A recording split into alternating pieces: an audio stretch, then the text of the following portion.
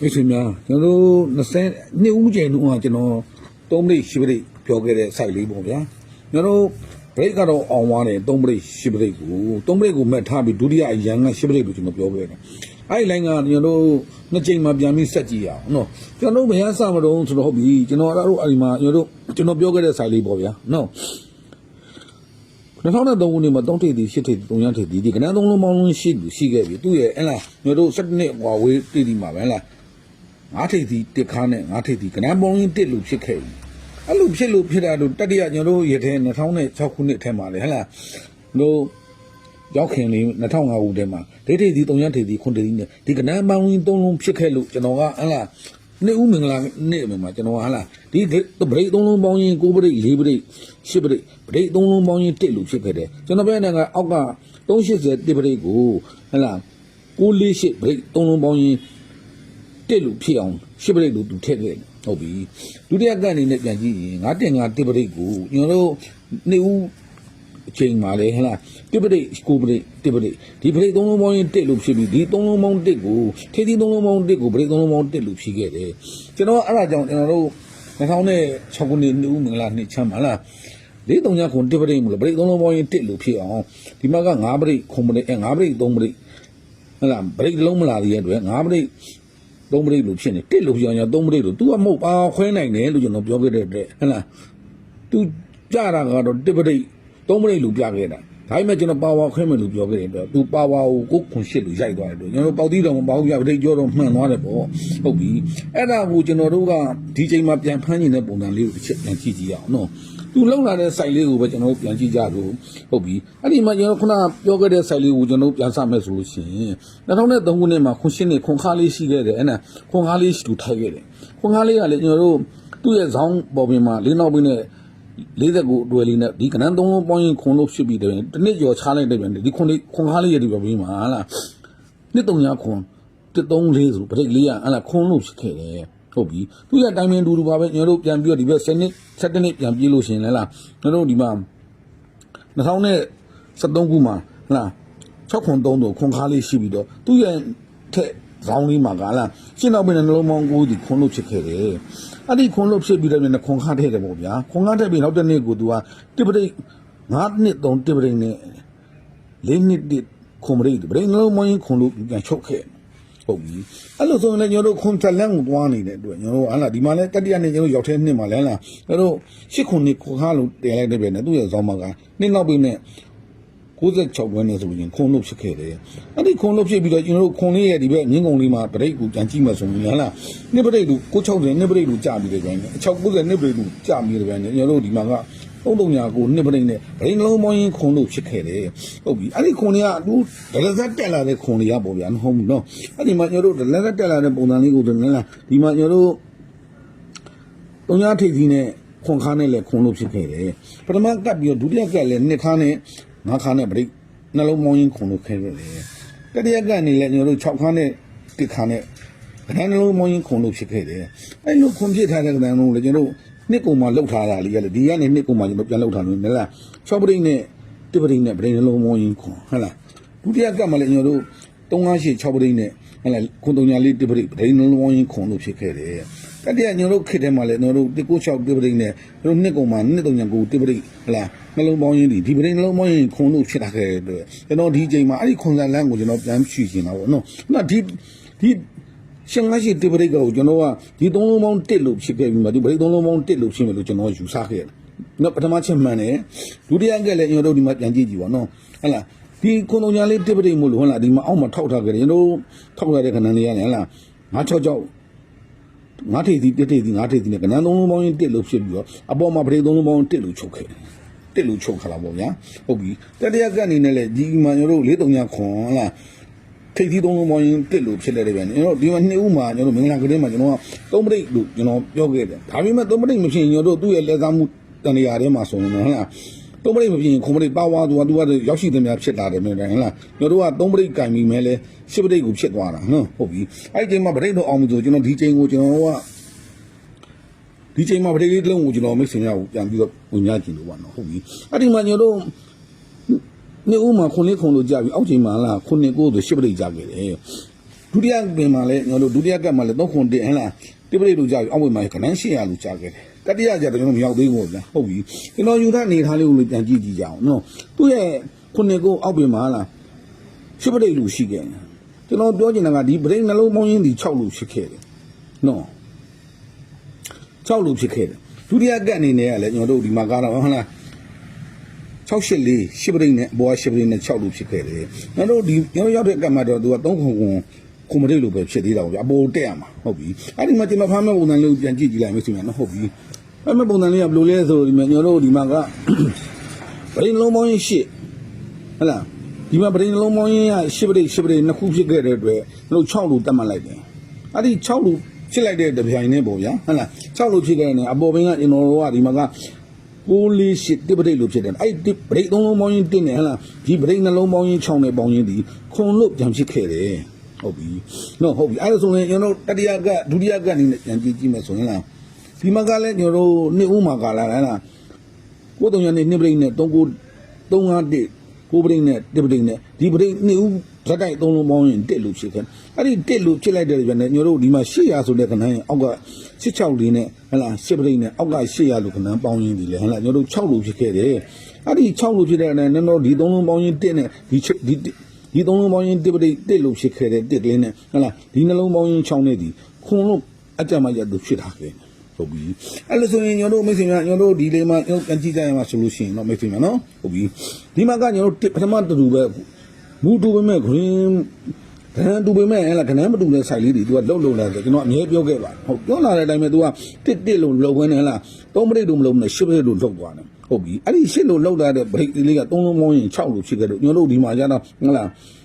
းဒီပရိတ်3လုံးပေါင်းရင်6လို့ဖြစ်ခဲ့လို့ကျွန်တော်ကဒီပရိတ်နှလုံးပေါင်းရင်1လို့ဖြစ်ရမှာဖြစ်လို့ပြင်ကျွန်တော်ဒီအောက်မှာခွန်ပရိတ်လို့ရှိရတဲ့ကျွန်တော်ဒီမှာ4ပရိတ်လို့ထည့်မယ်ဗျာဟုတ်လားပရိတ်နှလုံးပေါင်းရင်4လို့ဖြစ်လိုက်တဲ့ပြိုင်နဲ့ပရိတ်နှလုံးပေါင်းရင်ဒီခွန်ပရိတ်နဲ့4ပရိတ်ပေါင်းရင်1လို့ဖြစ်နေဒီအပေါ်မင်းပရိတ်3လုံးပေါင်းရင်6နဲ့ဟဲ့လားကျွန်တော်တို့6ပရိတ်နဲ့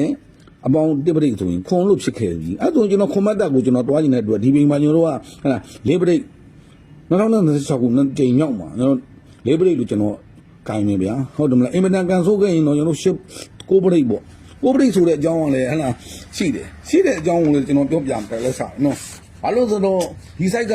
ရှိကြီးလာတာပါကျွန်တော်ပြောပြမယ်နော်တလက်ခါလေးပြောပြလိုက်ဟုတ်ပြီ9ပရိတ်ကိုလည်းကြောက်ရတဲ့အကြောင်းကအဲ့တော့ကျွန်တော်ခုနပြောတဲ့ကျွန်တော်2006ခုနှစ်ကနေပြီးကျွန်တော်ပြန်ဆုတ်လို့ရှိရင်ဒီဘက်ဘေးမှာဟဲ့လား94ခုနှစ်မှာပြန်ဆုတ်လို့ရှိရင်လားအနောက်ပိတ်လေးခါနဲ့ခွန်ထိတ်နဲ့ကနန်း3လုံးပေါင်းရင်6လို့ရှိတယ်သူရဲ့နေထမ်းကွာဝေးမှာပဲ1 2 3 4 5 6 9 10 9 10 17နှစ်မြောက်ရင်ထမ်းကွာဝေးမှာလားကျွန်တော်တို့ကြပြင်အောက်ဆောင်လေးတက်တဲ့ဒီတစ်နှစ်ကွာဝေးမှာပဲလားနှစ်နောက်ပိတ်နဲ့300ခါနဲ့လေးထိတ်နဲ့ဒီကနန်း3လုံးပေါင်းရင်6လို့ရှိခဲ့တယ်ဟုတ်ပြီအဲ့လိုဆိုရင်ခဏပြောလို့ပဲဒီ3လုံးပေါင်းရင်6ဒီဟဲ့လား9နောက်ပိတ်4နောက်ပိတ်3နောက်ပိတ်နဲ့6လို့ဖြစ်ခဲ့တဲ့အတွက်ကျွန်တော်ယူဆရင်တဲ့ပုံစံမျိုးလို့ရှိရင်ဟဲ့လားဟိုရိုးမြင်မယ်ဆိုရင်တော့ဒီ10ပရိတ်နဲ့10ပရိတ်ပေါင်းရင်ဒီ6လို့ထောင်ထားဒီထောင်ထားခဲ့တဲ့6တွေဖြစ်တာလားဒီထောင်ထားတဲ့6တွေကဆိုလို့ရှိရင်အဲ့လိုဆိုလို့ရှိရင်လား6လို့ထောင်ထားခဲ့လို့ဒီပရိတ်နှလုံးပေါင်းရင်6လို့ဖြစ်ရမယ်ဟုတ်ပြီ6လို့ဖြစ်မယ်ဆိုရင်ကျွန်တော်ဒီချိန်မှာကျွန်တော်ဒီမှာလည်း6ကလည်း3ခုထောင်လိုက်တော့6လို့ဖြစ်အောင်လို့ဒီမှာကျွန်တော်ကဟဲ့လား3ခုဆိုတော့ခွန်ပရိတ်လေးရှိတယ်3ခုဆိုတော့ခွန်ပရိတ်လေးရှိတယ်အဲ့ဒီခွန်ပရိတ်ကိုကျွန်တော်ဒီချိန်မှာခုနကျွန်တော်မိတ်ဆွေများကိုပြောခဲ့တာဟဲ့လား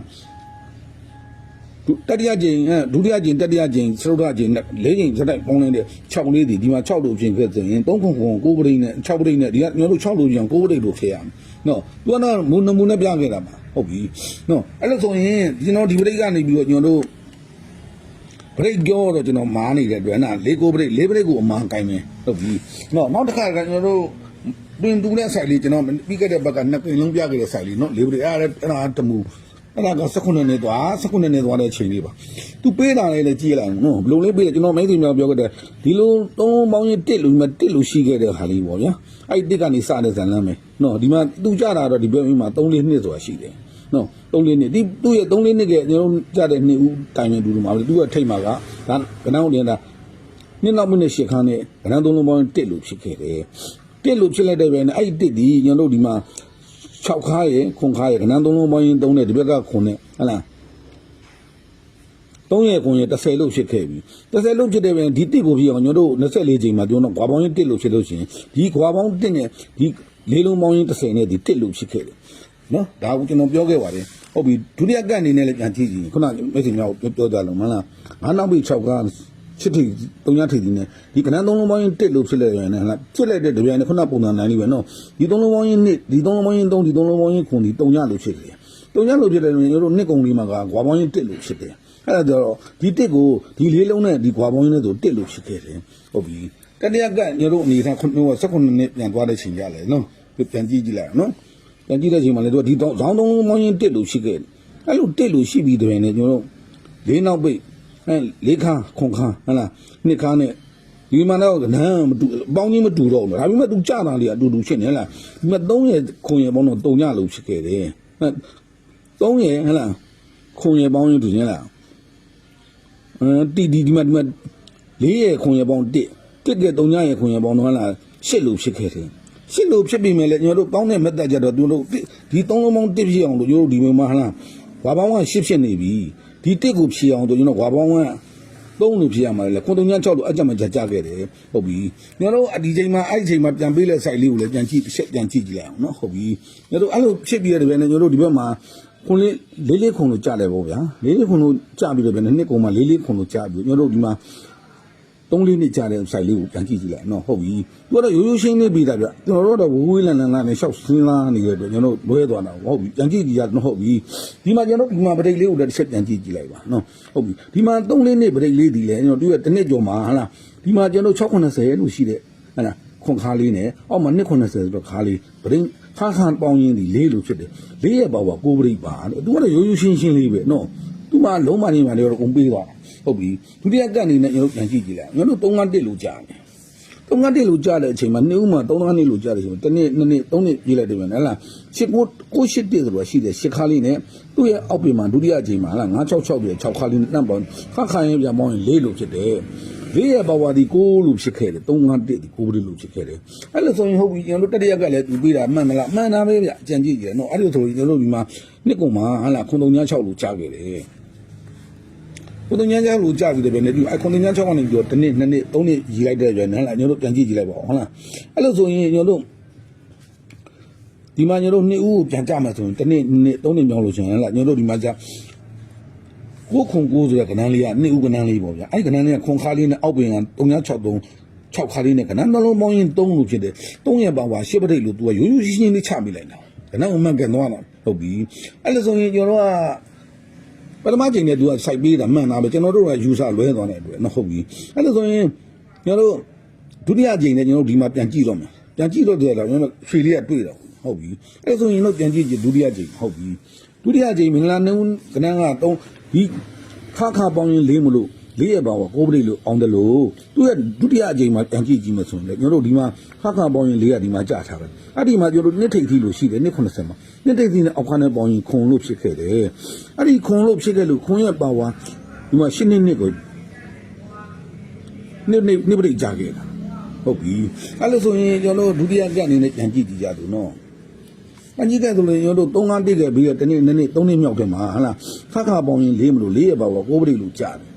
်ကိုပရိလူကြတာလဲမှန်ကန်ကြတော့တယ်ကျွန်တော်တို့ကဒီချိန်မှာကျွန်တော်တို့သူ့ရဲ့ဟလားဇောင်း3နှစ်ပြန်ဆင်းကြည့်လိုက်ဗျာရိုးရိုးရှင်းလေးပဲ3-5တိကနေပြီးတော့ဟလားဒီနေ့2နှစ်3နှစ်ဆင်းလိုက်ရင်ဟလားဒီမှာ2-5ခွန်တော့5ခါလေးနဲ့အပေါ်မှာ9-6-6တော့5တိတိနဲ့ကဏ္ဍနှလုံးပေါင်းရင်30လို့ဖြစ်ခဲ့တယ်ဒီ3ညရဲ့ပါဝါ5ပရိလို့ပါဝါနဲ့ကြိုက်လာခဲ့တာနော်3ညရဲ့ပါဝါကျွန်တော်တို့ဒုတိယကြိမ်မှာ5-3ခွန်လို့ကြာဟုတ်ပြီတတိယကအနေနဲ့ကျွန်တော်ပြန်ကြည့်ကြည့်မယ်ဆိုလို့ရှိရင်လဲကျွန်တော်နော်ဟုတ်ပြီကျွန်တော်ကိုရှိနေပရိကလည်းကျွန်တော်ဒီချိန်မှာဟလားပရိနှလုံးပေါင်းရင်3လို့ဖြစ်တယ်3ရင်ပါဝါ8လို့ပြီးခဲ့တယ်အဲ့ဒီကနေပြီးရင်တို့တစ်နှစ်2နှစ်3နှစ်ဆင်းလိုက်တယ်ဗျာနော်လား3-9တော့ကိုခါလေးနဲ့သူ့ရဲ့ပေါ်မှာ3-6-3ဆိုတာရှိတယ်3ခါလေးနဲ့လှမ်းပေါင်းလို့ရှိရင်လေကိုလို့ဖြစ်ခဲ့တဲ့အတွက်ဒီကိုရဲ့ပါဝါ4ပရိလို့ကျွန်တော်ယူဆခဲ့တယ်အလုံးမမေ့သိမ်းများကျွန်တော်အကြည့်တော့ပါ0995လေးနေနေ306နေပါကျွန်တော်ဒီထက်မှာ site တွေပါတွေကကျွန်တော်ထိုင်တင်နဲ့ကြက်နေတဲ့တင်လို့မရဘူးဖြစ်နေတယ်နော်ဆိုင်လေးကိုကျွန်တော်ကပြန်ပြောပြလိုက်ပါတယ်မိတ်ဆွေများနော်ဟုတ်ပြီအဲ့ဒီချိန်မှာကျွန်တော်တို့ဒီမှာလုံးမှန်လေးကိုတစ်ချက်ပြန်ကြည့်ခဲ့မယ်ဆိုရင်တော့မိတ်ဆွေများနော်လုံးမှန်လေးလဲသူကသူ့အနေထားအရာပြီးမှဆိုလို့ရှိရင်ကျွန်တော်တို့ဒုတိယကအနေနဲ့ပေးခဲ့တာလေးကိုကျွန်တော်ပြန်ရှင်းလာလို့ရနော်ဟုတ်ပြီကျွန်တော်ဒါကြောင့်ဒီချိန်မှာကျွန်တော်ဒေပရိဟိုမိန်ထားပြီးတော့ကိုပရိကတော့အရန်နေနဲ့ကစားပါမယ်မိတ်ဆွေများနော်ဟုတ်ပြီနောက်တစ်ချက်ကျွန်တော်တိပရိတိုင်းတစ်ချက်တော့ကျွန်တော်နောက် ခွင့်ခံတင်းလို့နည်းနည်းချိန်လေးရရင်ကျွန်တော်ထပ်တင်ပြီးတော့တစ်ပတိတ်လိုင်းလေးကိုနော်ဟုတ်ပြီမိတ်များအဲ့ဒါကြောင့်ကျွန်တော်ဒီ2006ခုနှစ်2ကြိမ်မြောက်မှာကျွန်တော်၄ပတိတ်9ပတိတ်ကြိုက်ဆုံးပါဒီ9ပတိတ်4ပတိတ်ကိုကျွန်တော်အနေနဲ့ဟိုမှာဆိုလို့ရှိရင်ဟလားကျွန်တော်ဒီမှာကျွန်တော်ပြန်ကြည့်ရလို့ရှိရင်ကျွန်တော်ဒီမှာဟလားဘယ်မှာကတ်မှာကကျွန်တော်လုံးမိုင်လေးရှိပါတယ်ဟုတ်ပြီနော်ပထမကမှကျွန်တော်လုံးမိုင်တစ်ချက်ပြန်ပြောပြအဲ့ရနေပေါ့ဟဲ့လားဖြစ်နိုင်မဖြစ်နိုင်ဆိုတာလေးပေါ့ဗျဟုတ်ပြီအဲ့ဒီမှာကျွန်တော်တို့ဒီမှာပထမပုံစံကတဲ့ကြားတဲ့ site လေးကနေပြီးတော့နော်ဒီသုံးလုံးပေါင်းရင်1ကိုဒီပရိတ်သုံးလုံးပေါင်းရင်1လို့ဖြစ်ခဲ့လို့ဟဲ့လားဖြစ်ခဲ့လို့ဒီမှာကျွန်တော်တို့ကဟဲ့လားဒီပရိတ်နှလုံးပေါင်းနဲ့6နဲ့ဒီ1နဲ့ခွန်လို့ဖြစ်ခဲ့အောင်ကျွန်တော်ယူဆလိုက်တာပေါ့ဗျာဟုတ်ပြီအဲ့ဒီမှာကျွန်တော်တို့ဒုတိယကအနေနဲ့သွားတော့လည်းဒီပရိတ်ထိပ်သီးသုံးလုံးပေါင်းရင်1ပရိတ်သုံးလုံးပေါင်းရင်1နဲ့ဟဲ့လားတစ်လို့ဖြစ်ခဲ့တယ်ဒီတစ်နဲ့ဗရိန်နှလုံးပေါင်းရင်6ကလည်းဟလားခုံလို့ဖြစ်ခဲ့တယ်အဲ့ဒီမှာကျွန်တော်တို့မတူညီတဲ့ကဏ္ဍဖြစ်သွားခဲ့တဲ့အတွက်ကျွန်တော်တို့ကဒီပေမှာပြန်ကြည့်မယ်ဆိုရင်ဟလားဒီဗရိန်3လုံးပေါင်းရင်6လို့ဖြစ်သွားတဲ့အတွက်ကျွန်တော်တို့ဒီမှာဗရိန်နှလုံးပေါင်းရင်တစ်လို့ဖြစ်မှသာလဲဒီ3လုံးပေါင်း6နဲ့တစ်နဲ့ခုံလို့ဖြစ်မှာဟုတ်ပြီအဲ့ဒီနေမှာကျွန်တော်တို့ပြန်ကြည့်ကြမယ်ဆိုရင်ကျွန်တော်တို့ဒီမှာလုံးမိုင်းတစ်ချက်ကိုမိတ်ဆွေများပြောပြရင်လို့နော်ဟုတ်ပြီနော်လုံးမိုင်းနဲ့ပြန်ကြည့်မယ်ဆိုတော့မိတ်ဆွေများကျွန်တော်တို့ဒီမှာ10နှစ်လို့ကြားတယ်သူ့ရဲ့ဒုတိယကြိမ်ခွန်လေးကောင်က2ဦးကနန်းပေါ့ဗျာဒီခွန်လေးက2ဦးကနန်းရဲ့အောက်မှာသူ့ရဲ့ကြပြီမှကြာ2ကြိမ်မှကြာခွန်9နှစ်လို့ချခဲ့တယ်အဲ့ဒီခွန်9နှစ်တစ်ကြိမ်2ကြိမ်3ကြိမ်မြောက်မှာ10နှစ်ဆိုတာရှိတယ်ကျွန်တော်ယူဆလေးပေါ့နော်အဲ့ဒီ10နှစ်ဒီနောက်နှလုံးပေါင်း4မလို့4ရဲ့ပေါက်က9တလုံးပိတ်ခဲ့တာလားဟုတ်ပြီနော်9တလုံးပါကစားခဲ့တော့ဒုတိယကအနေနဲ့ကျွန်တော်ပြန်ကြည့်ခြင်းသူ့ရဲ့ကျွန်တော်တို့3ရကနန်း800လို့ချခဲ့တယ်